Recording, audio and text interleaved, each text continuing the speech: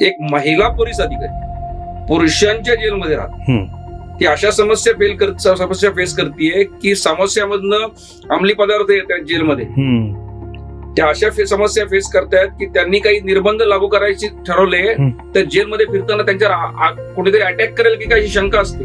बरोबर आहे. अशा वेळी चाल शोभराज सारखा माणूस किरण बेदींकडे येतो, म्हणतो की मला तुमच्यावर चरित्र लिहिण्याची इच्छा आहे, बापरे. मला तुमचं चरित्र लिहिण्याची इच्छा आहे.